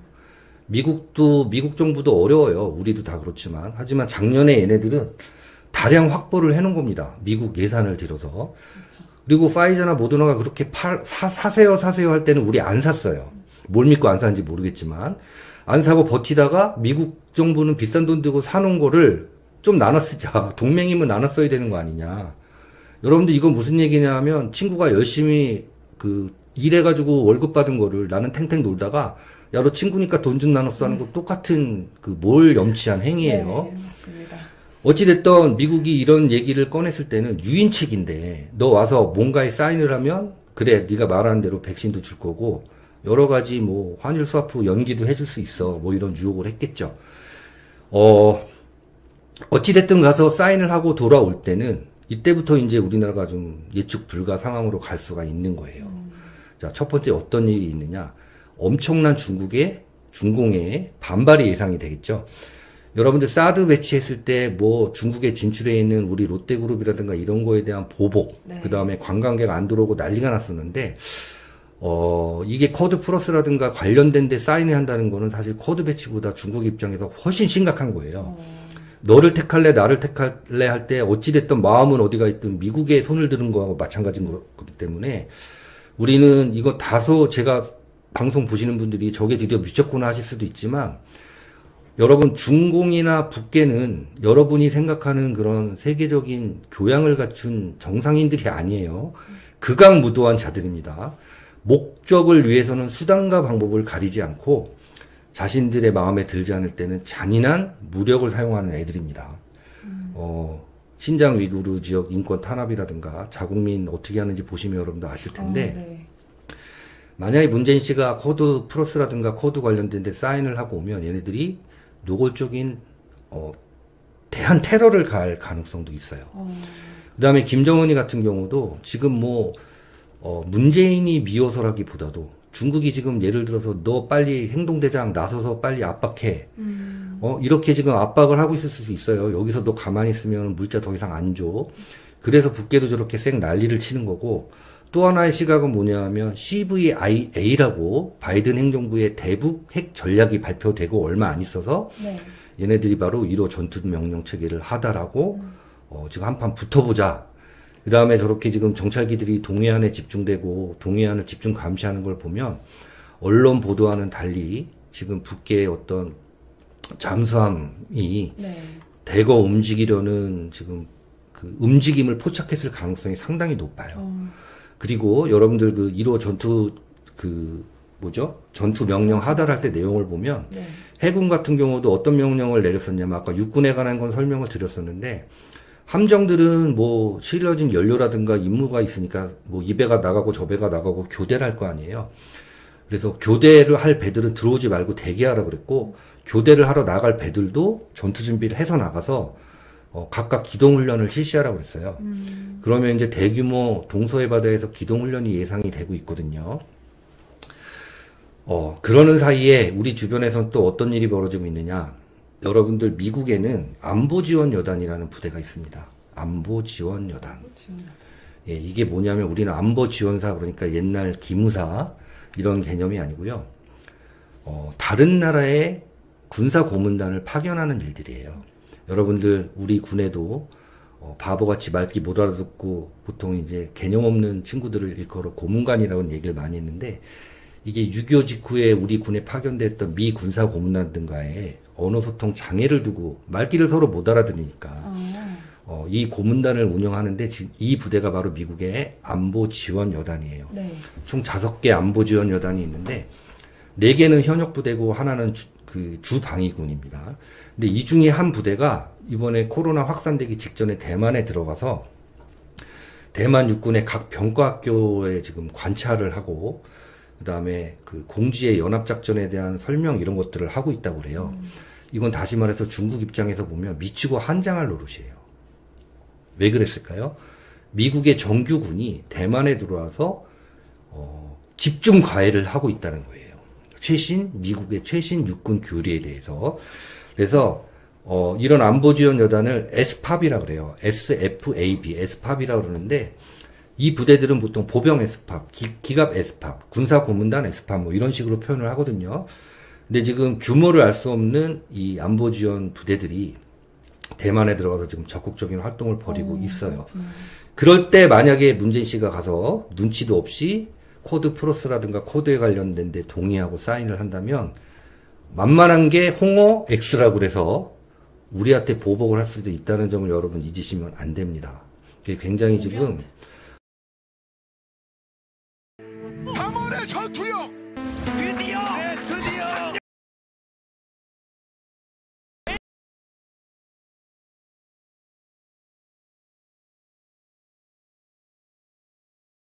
상황이. 왜냐하면 여기에 만약에 이 정권 자체가 여러분들 정체성을 아시다시피 뭐 우리 어디 뭐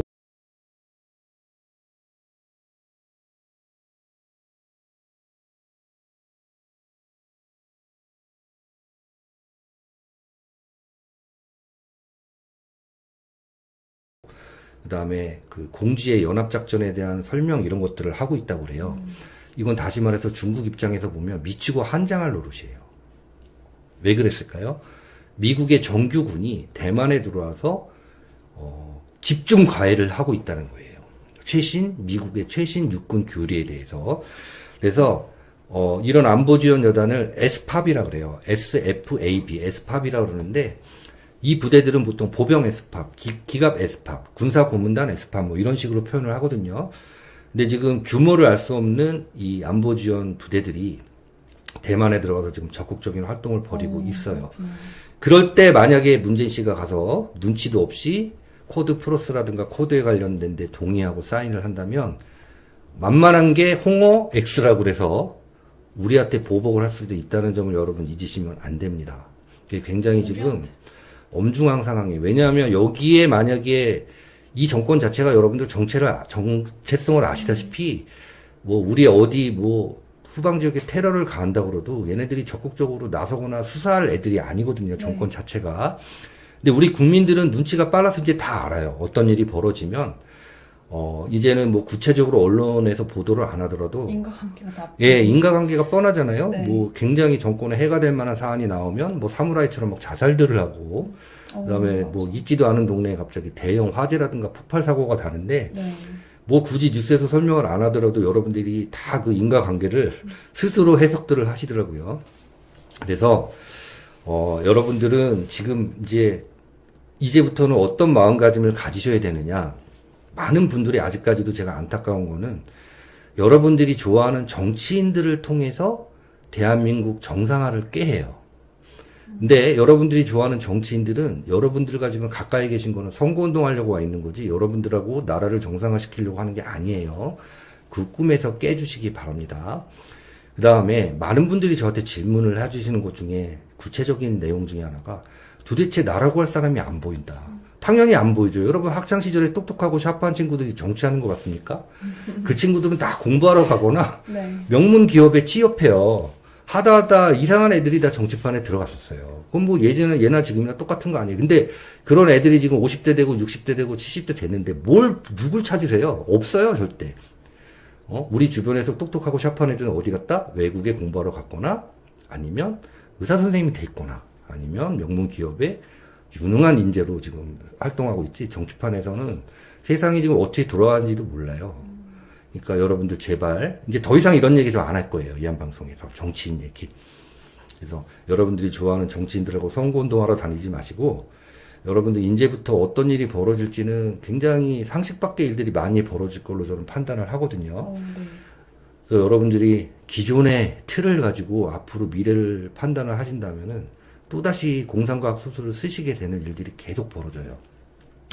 여러분들이 알고 계시고 여러분들이 바라는 세상은 굉장히 지금 우리가 정보 통제도 당했고 어떤 교육의 어떤 그 잘못으로 인해서 우리가 잘못 알고 있는 내용도 많았다는 거를 이제 트럼프 행정부 들어서 알았었잖아요. 네. 근데 지금 상황 자체도 그래요. 어떻게 해서든지 북계 편을 드는 그런 그 자들이 우리나라에 지금 주류가 되어 있는 세상인데, 사실 이런 얘기 안 하려고 그랬어요. 왜냐, 이런 얘기하면 또 뭐 저 새끼 어쩌고저쩌고 할까봐 안 하려고 그랬는데, 우리 어렸을 때, 제가 리틀 엔젤스를 보고 인간의 탈을 쓴 천사라고 판단하고 막 해하고 있을 때 어떤 얘기들이 이제 많이 들었었냐 하면, 아주 어려운 집안에서 이제 서울에 그래도 좀, 혹은 지방에 괜찮은 집에 이제 시집을 와요. 어떤 여자분이.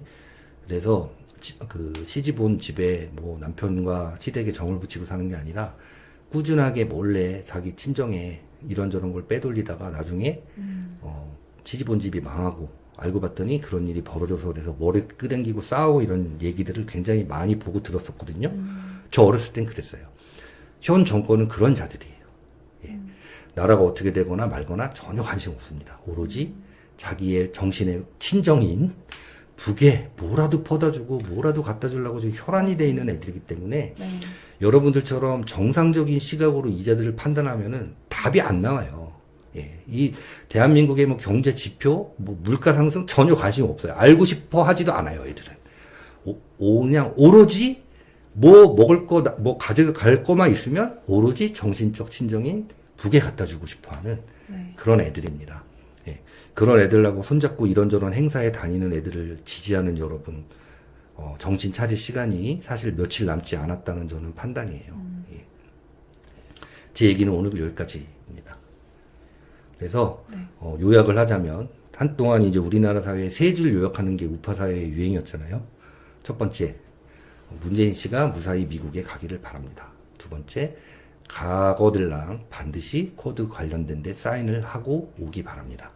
세 번째, 그 사인을 하고 난 이후에 중공과 북계의 반발이 여러분들이 생각하는 뭐 불매운동이나 뭐 관광객이 안 오는 차원이 아니라 엄청나게 거셀 가능성이 커요. 네.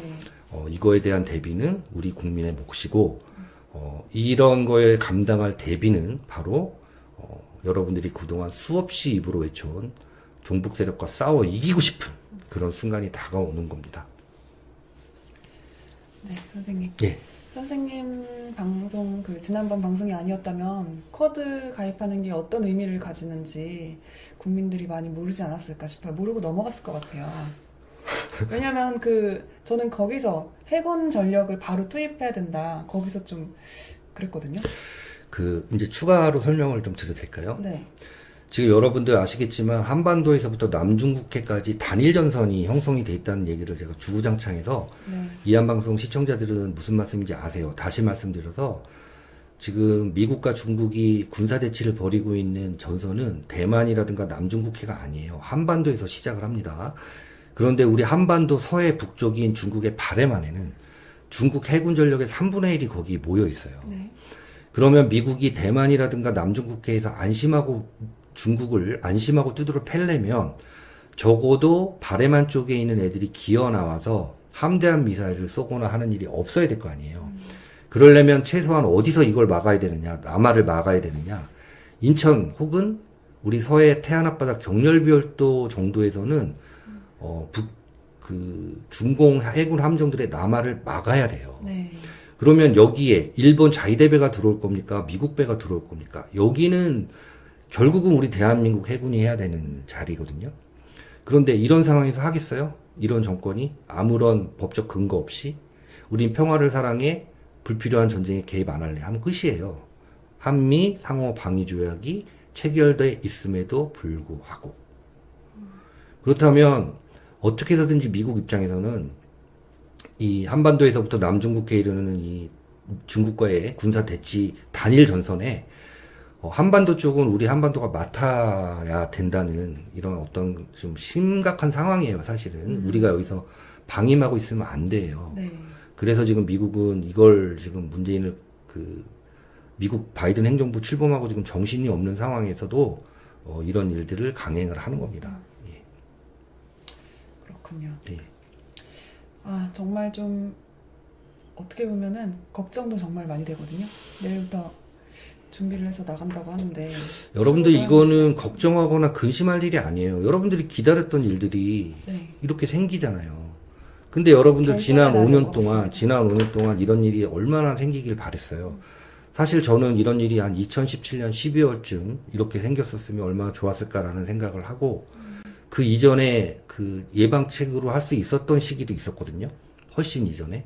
그때 했었으면 지금까지 안 오는 건데, 아쉬움이 크지만, 물론 이렇게 시간이 그 지체된 데는 뭐 많은 것들을 우리 대한민국이 잃고 붕괴되기도 했지만, 그만큼 또 얻은 것들도 많이 있어요. 네. 누가 대한민국에 이로운 사람들이고, 맞습니다. 해충들인지가 분명해졌고, 여러분들도 피하 구분이 안 돼서 굉장히 힘들어 하셨을 텐데, 여실히 아셨게 됐을 겁니다. 예. 그러면 국민으로서 한 사람의 대한민국 국민으로서 할 수 있는 거는 눈을 부릅뜨고 일단 감시를 해야 되나요? 어떻게? 감시는 이제 그 정보부대들이 하는 거고요. 네. 우리는 이제 첫 번째는 침착하셔야 돼요. 침착하셔야 돼요. 뭐 겁먹거나 할 필요도 없고, 우리 대한민국을 사랑하는 정상인이라면 올 게 오는 거예요. 예. 그래서 오히려 저는 최악의 시나리오를 뭘로 보냐면, 문재인 씨가 이런저런 핑계로 미국을 안 가고 사인을 안 해가지고 이런저런 시간 끌다가 어영부영 가을이 되는 이런 걸 최악의 상황으로 봤거든요. 예. 그렇구나. 전자복님께서 사인해도 발표를 안 할 수 있을까요? 그런데 그런 일은 없습니다. 사인하면 발표를 하게 돼 있어요. 혹시 그럼 어영부영 그렇게 끌고 가면 반미운동이 일어날 가능성도 있을까요? 지금 반미운동이 일어날 개연성 굉장히 높아요. 네. 왜냐하면 여러분들 박근혜 대통령 탄핵 국면에서 광화문에 모여 있었던 선거관리위원회 등록이 안 된 이상한 정당들 많이 보셨죠? 네네. 이런 정당들이 지금 뭐 북침 핵공격 연습을 중단하라든가, 주한미군 철거하라라든가 이런 플랜카드를 지금 전국 여기저기에 야금야금 올려붙이기 시작을 하고, 또 여러분들 지금 아시겠지만 미국도 굉장히 이런 거를 의식을 해서 압력을 안 가하려고 노력을 하거든요. 코드 플러스 가입 안 했어도 지금까지 뭐라고 안 했잖아요. 근데 이렇게 다양한 어려움이 처한 시점에서 백신이라든가 뭐 여러 가지 지금 미끼를 딱 물었어요. 예, 안 물을 수가 없겠죠. 그래서 지금 가야 되는데, 요게 만약에 틀어지면 본격적인 반미운동이 일어날 가능성도 있고, 또 여러분도 아시겠지만 가장 반발할 집단은 중공인데, 여기 우리 땅에는 지금 중화인민공화국 인간들이 굉장히 많이 와 있다는 거 아시겠죠? 예. 그 자들을 통해서 어떠한 일을 할지 모르기 때문에, 아까도 말씀드렸지만 예전에 사드 배치 때보다도 더 거센. 네, 더 거센 네. 짓들을 할 수 있는 극악무도한 자들이다. 예. 네. 정말 조심하기도 해야 되겠고, 어떻게 보면은 마음을 단단히 먹어야겠습니다, 선생님. 예. 근데 이제 이런 거는 사실은 위기가 오는 거는 극복이 아니라요. 네. 여러분들 아셨겠지만 지난 5년간은 위기가 올 때마다 이게 사실은 해결로 갈 수 있는 돌파구였는데, 그냥 우리가 아무것도 하지 않고 이상한 방향에서 항상 흘러갔죠. 근데 이번만은 제대로 해결되기를 간절히 바랍니다. 예. 그냥 TV를 보면 언론에서는 되게 기쁜 내용들만 보여주고 있어요. 한미 정상회담, 그리고 백신 얘기 이렇게. 근데 선생님과 방송을 하니까 좀 긴장도 되고, 또 정말 마음을 굳게 먹고 올 것은 온다는 마음으로 대처를 해야 될 것 같습니다. 그 SC님께서 한강 의대생 사건도 다뤄주세요. 거기에도 조선족들이 많이 개입된 것 같아요. 라고 하셨는데요. 저도 정상적인 대한민국 국민이다 보니까 이런저런 뉴스도 많이 봅니다. 근데 이한방송은 이런 세상 모든 일을 관심을 갖고 다루는 종편이 아니에요. 유튜브도 이제 좀 어느 정도 성숙 기간을 거치다 보니까 뭐 좀 전체적인 사회 이슈를 다루는 채널도 있기도 하고 한데, 이한방송은 다시 한번 말씀드리지만 국방안보 방송이에요. 그래서 정치인 얘기를 하거나 특정 정치인을 뭐 욕하지도 칭찬하지도 않고, 일단 국방안보에 관련된 군사적인 얘기를 주로 하고 있잖아요. 물론 그 한강 뭐 대학생 그 사망 사건 같은 경우도 지금 굉장히 처음과는 달리 그 진행 과정이 흥미롭게 진행되고, 그다음에 굉장히 많은 석연치 않은 점들이 있다는 건 제가 알고 있지만, 네.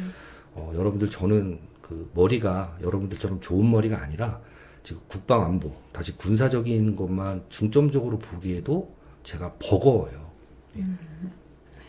선생님 모든 72시간마다 한 번.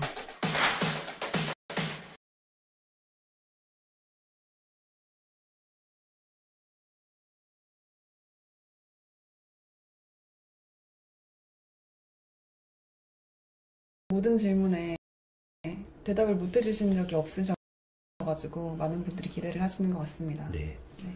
이게 저도 옛날에 뭐 만물 박사처럼 네. 뭐 말만 하면 다 아는 그런 사람들 저도 유튜브에서 많이 봤는데 저는 그런 사람이 아닙니다. 저는 그런 역량 갖고 있지도 않고 그렇게 뭐 모든 옛날에 그런 사람 하나 있었어요. 그 해군의 모든 다양한 통신 수단에 관심을 갖고 모든 통신 내용을 알고 싶어하는 그런 정신이 하나 있었잖아요. 국방부 장관도 감탄하셨던 저는 그런 사람이 아니에요. 예.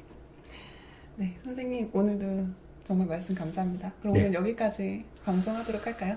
네, 아무래도 이한 방송 좀 얼토당토하는 얘기 한다고 또 하시는 분들도 계실 텐데 지난 시간 한번 돌이켜 보시면 저희 이한 방송이 한 3걸음 빨라요. 한 걸음 빠르면 참 뛰어난 방송이라는 소리를 듣는데 너무 한 3걸음 앞서다 보니까 우리가 얘기해놓고 한참 지나서 그게 이슈가 되면 네. 이한 방송이 그런 얘기를 했나? 라고 사람들이 까먹어요. 제가 그래서 예. 캡처를 하나 했어요. 뭘 했나요? 지난번에 있잖아요, 선생님. 우리가 선생님께서 그런 말씀 해주셨잖아요. 어딨지? 또 못 찾는 거 아니야?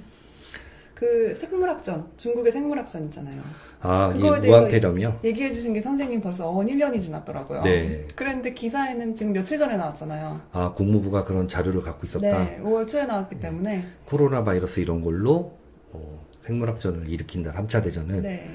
예, 저도 옛날에 그 수년 전에 미국에서 그런 보도를 한 거 보고 기억하고 있다가 또 군에서 배웠던 야전부대에서 근무를 했다 보니까 야전부대가 뭐 과학자들을 데리고 어떤 상황이 벌어졌을 때 이걸 뭐 일일이 실험을 해보고 판단할 수 있는 게 아니잖아요. 야전에서 그 전쟁을 수행하는 군인들은 보통 어떤 몇 가지 상황을 보고 판단을 하는데 그것들이 네. 되게 맞아요.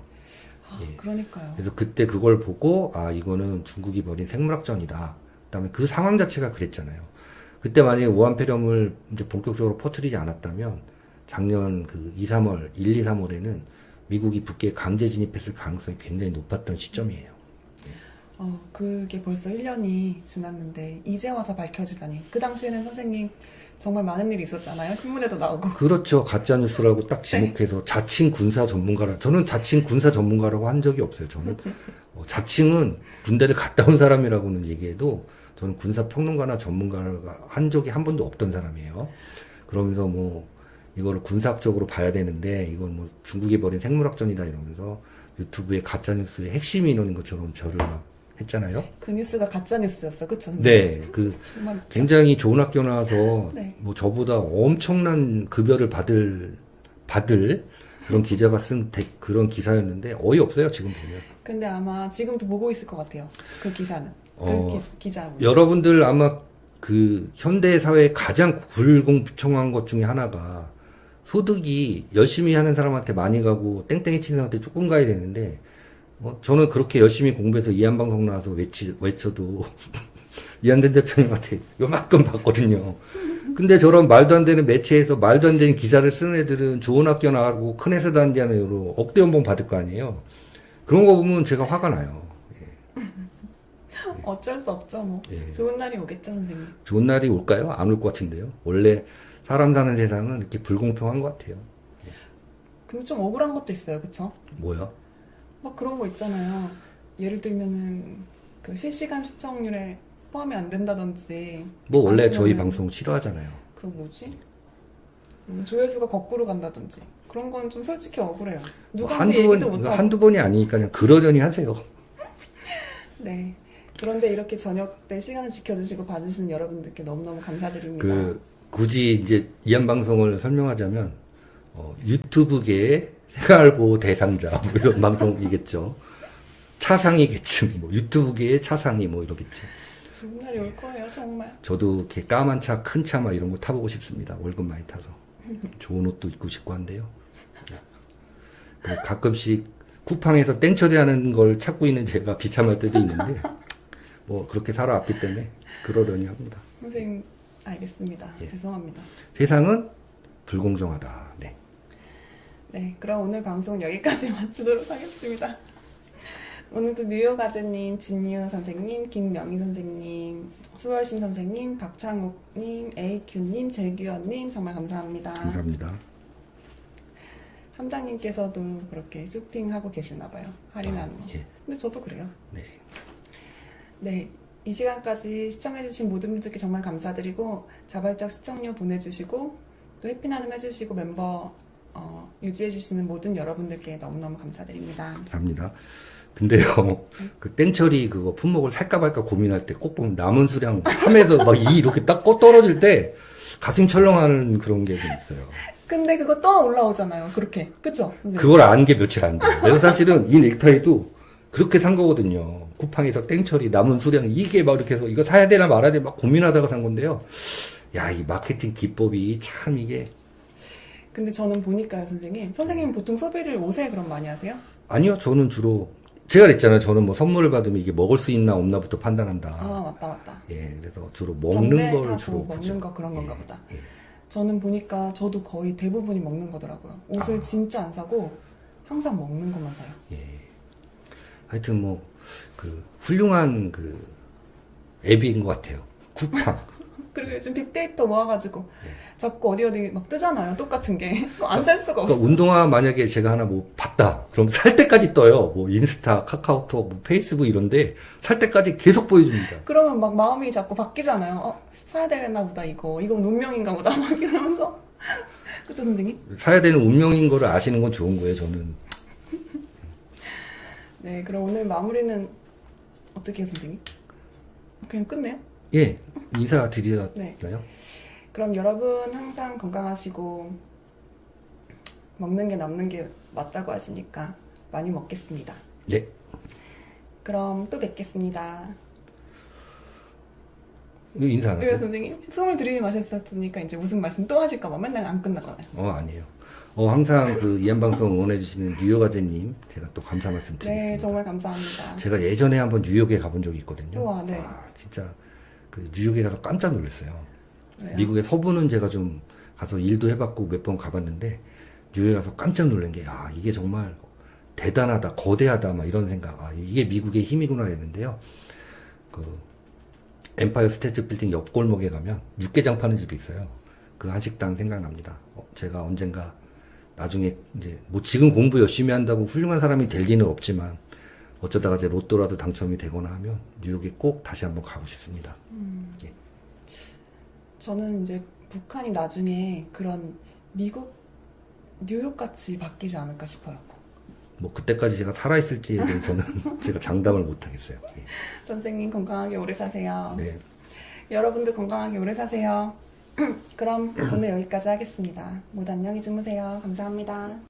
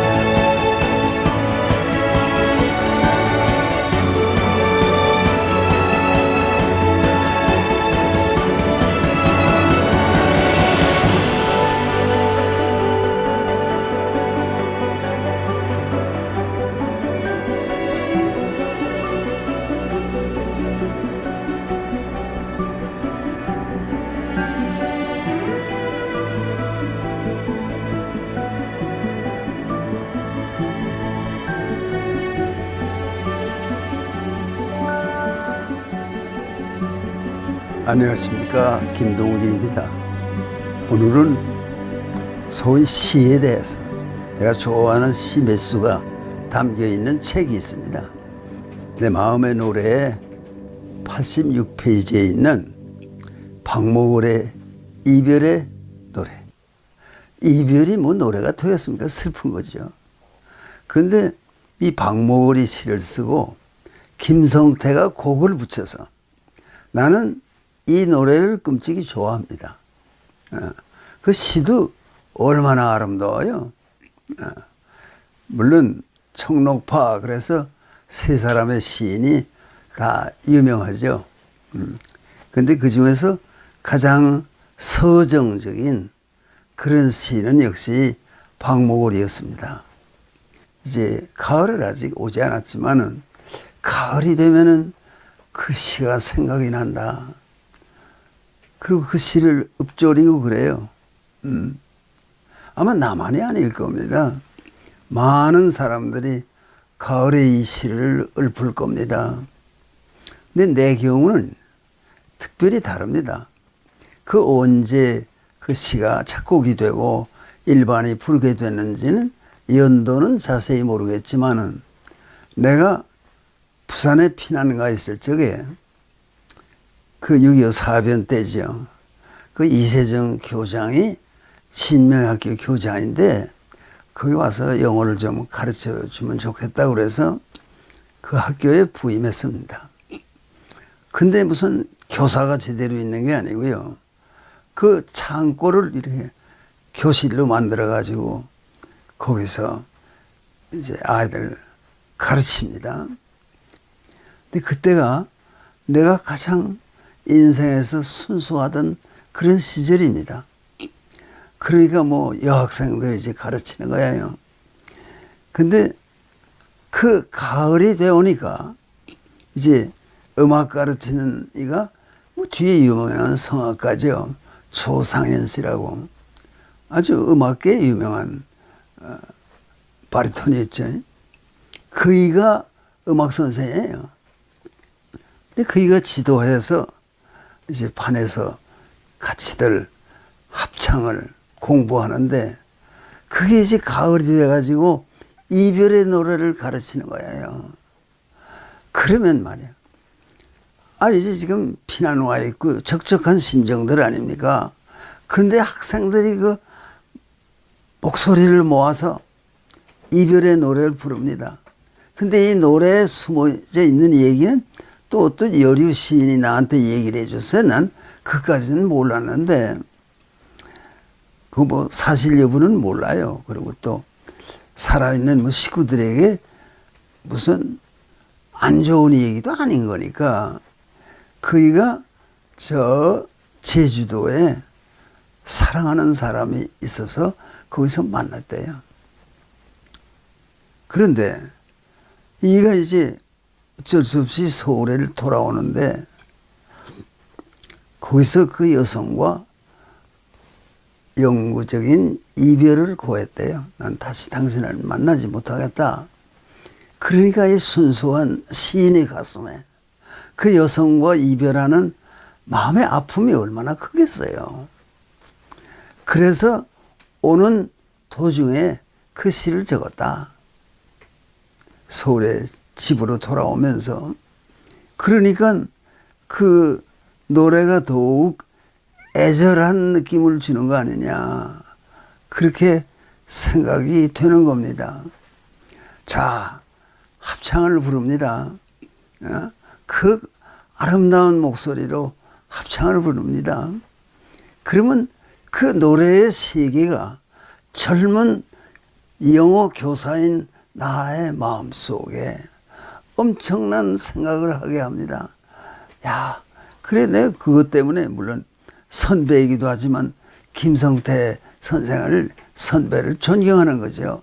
어쩌면 그런 아름다운 선율을 담아서 그게 뭐 그때 부산 피난 시절에 우선 학생들이 부르기 시작했는데 기가 막힌 시예요. 그 시가 기러기 울어 얘는 하늘 구말리 바람이 산을 불어 가을은 깊었네.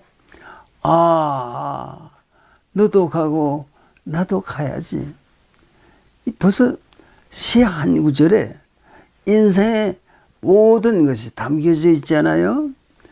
기러기가 얼마나 상징적입니까? 뭐 엄마 부르며 날아갑니다. 그런 동요도 있어요. 그 기러기라는 건 가을의 상징적인 건데 아직 가을바람이 싸늘하게 불어옵니다. 가을이 깊어갑니다. 인생의 가을이 깊어갑니다. 그게 매 석절인데 매번 끝에는 너도 가고 나도 가야지. 슬픈 말이에요. 그러나 인생의 사실이 그런 거 아닙니까? 너도 가고 나도 가야지. 오늘 아니 꼽게 구는 인간들이 주변에 많습니다. 그런 사람을 놓고도 너무 미워하고 그러지 말자. 너도 가고 나도 가야지. 이 세상에 아름다운 사람들이 살다 간다는 건 얼마나 속상한 일입니까? 그렇지 않아요? 그 제인 구달이라면 그 침판지 연구에서 세계적인 여성이 되는데 침판지가 사람에게 가장 가깝다. 그리고 그이는 뭐 처음에는 정식으로 교육을 제대로 뭐 동물학을 아니지만은 아마 케임브리지인가 어디서 학위도 받고 그랬어요, 그이가. 근데 그 여성이요, 아주 젊어서부터 미모로 생겼습니다. 아름다운 여성이에요. 그 여성이 그 인간의 조상이라고 나는 믿지는 않지만은 침판지라는 그렇게 못생긴 동물을 말이야. 그걸 사랑하면서 한평생을 살아. 아직도 아마 제인 구덜은 살아있을 겁니다. 그 대조적이에요. 여성의 아름다움. 근데 난 침판지에 대해서 무슨 큰 관심은 없습니다. 그렇지만 그 여성이 한평생을 그 침판지를 보호하려고 살리는데 자기의 모든 정력을 쏟았다. 그래서 그런 생각을 하지만은 다 아름답건 추하건 다 가는 거 아닙니까? 인생은. 그의 짧은 한 절에 있는 거야. 너도 가고 나도 가야지. 한낮이 끝나면 밤이 오듯이 우리의 사랑도 저물었네. 너도 가고 나도 가야지.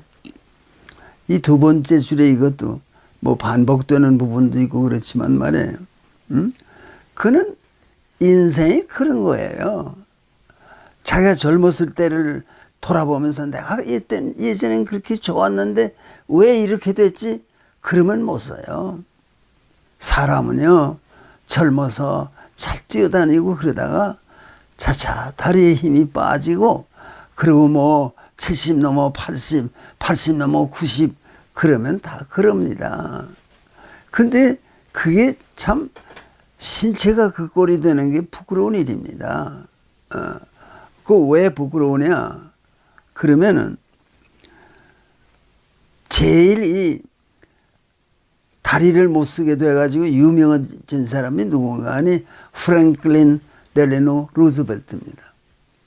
그이는요, 뭐 좋은 집안에 태어나서 좋은 학교 나오고 그리고 이제 일찍 출세해서요 30대에 미국 해군 차관이 됐습니다. 해군성의 차관. 높은 자리예요. 그러다가 폴리오 소아마비에 걸렸어요. 그래서 그이가 쓰러졌습니다. 뭐 수양하고 뭐 고치고 노력 많이 했어요. 그리고 다시 해군성에 출근하는 날 직원들이 전부 양쪽 줄에 다 줄지어 서서 환영을 합니다. 차관이 돌아오니까. 근데 그이가 아주 대담한 사람이어서 걸어서 간다고 이제 다 낫다고 걸어가다가 넘어졌어요. 그거를 사실은 내용에 있어서는 프랭클린 루즈벨트가 아주 부끄러워했습니다. 야, 이게 내가 무슨 꼴이냐. 그러나 넘어져서 앉은 자리에서 껄껄 웃었습니다. 그게 그 인물의 큰 점이에요. 근데 뒤에 들을 얘기지만 그이가 경제 공황기, 그게 이제 미국에는 1929년이니까 그걸 겪으면서 후보 대통령이 별로 실적을 못 올리고 그러다가 결국은 이가 대통령이 됐어요. 그 대통령이 이제 취임하고 그럽니다. 그러면서 제일 걱정하는 게 이 강의해야 되는, 연설해야 되는 데가 있잖아요. 거기까지 가다가 쓰러지면 어떡하냐. 그래서 제일 걱정한 게 거기서 걸어서 강연대까지 가는 걸 제일 걱정했대요. 몸이 성하다는 건 얼마나 좋은 겁니까? 그러나 인생은 다 그렇게 왔다 가는 겁니다. 산천에 눈이 쌓인 어느 날 밤에 촛불을 밝혀두고 홀로 울리라. 그게 인생입니다. 그런 인생을 다 같이 사는 겁니다. 박모을도 그렇게 살고 김성태도 그렇게 살고 우리도 다 그렇게 살아서 너도 가고 나도 가야지. 오늘 이 얘기는 여기서 끝내겠습니다. 고맙습니다.